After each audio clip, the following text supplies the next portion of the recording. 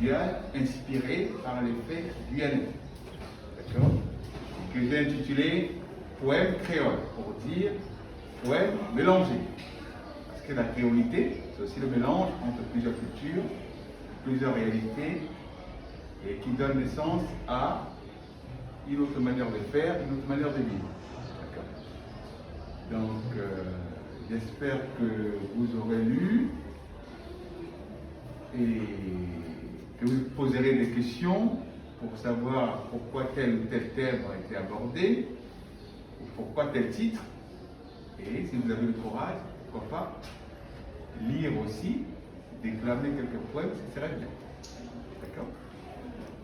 Voilà, pour l'introduction. Merci. Alors, je ne sais pas si déjà parmi vous, quelques-uns veulent réagir, lever le doigt, échanger.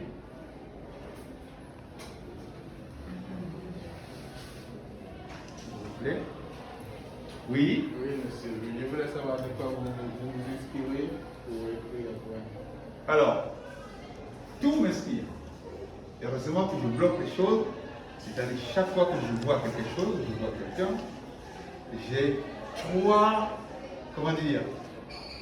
trois aspects, ou quatre, qui m'assaillent. D'accord? Et comme on est dans la vie courante, pour ne pas être considéré comme quelqu'un qui est un peu déséquilibré, on se contente du point de vue qui est le plus courant dans la société. D'accord? Mais derrière tout ça, c'est juste la curiosité. Derrière un oiseau qui chante, une fourmi qui se balade, d'accord, ou un courant d'air qui fait battre le battant d'une porte de fenêtre, il y a toujours plusieurs interprétations. À travers ça, on peut faire beaucoup de choses. On peut écrire des nouvelles, on peut écrire des poèmes et même un roman.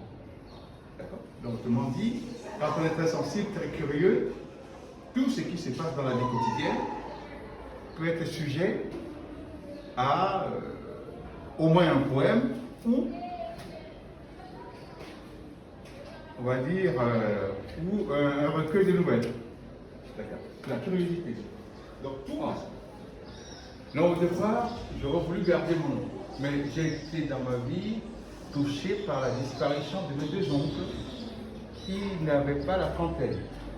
Donc le premier s'appelait Pierre Gomme et le second s'appelait André Gotto. Donc pour leur rendre hommage et penser à eux, j'ai associé les deux noms et j'ai pris les deux prénoms. Donc ça a donné André Pierre Gomme Gotto. Donc dans les faits, quand j'écris les recueils de poèmes et les recueils de nouvelles, j'ai ces pseudonymes-là. C'est soit André Pierre Gomme Gotto, soit Jamais le demain. Alors, jamais le demain, ça vient du fait que quand je fais quelque chose, je ne le remets jamais à demain. J'ai quelque chose à faire aujourd'hui, je le fais aujourd'hui. Demain, c'est un autre jour avec d'autres réalités. D'accord? Donc, c'est à partir de là que j'ai pu construire ce pseudonyme de Jamais le demain. Donc,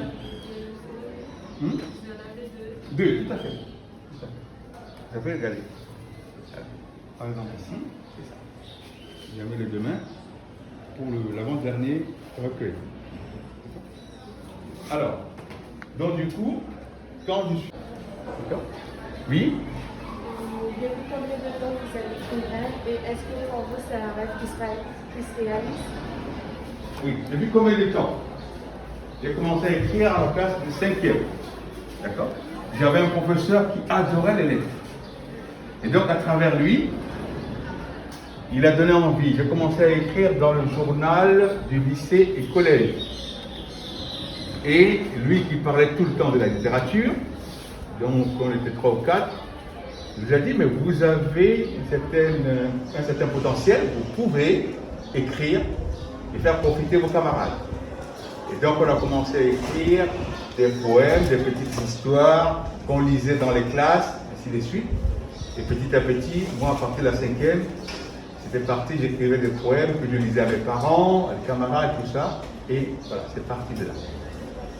Et, je vais vous dire, c'est l'aboutissement de quelque chose parce que j'ai toujours voulu écrire, non seulement faire les études jusqu'au bout, c'est ce qui s'est passé, et en même temps, écrire des livres, les publier.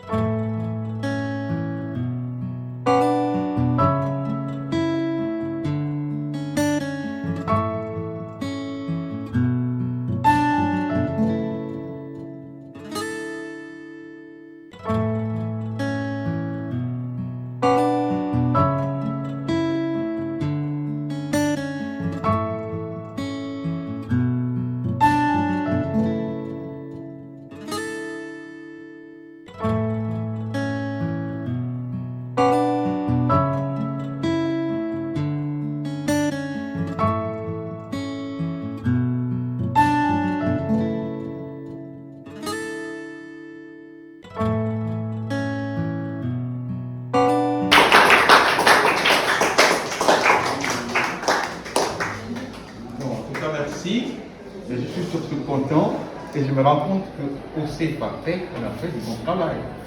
Donc de voir Jean-Simon qui débarque, qui met la pression pour être, comment dire, accepté au sein de l'établissement, et que je le vois aujourd'hui ici, en terminale, je me dis, c'est super. D'accord? Donc le travail qu'on fait en CFAPEC,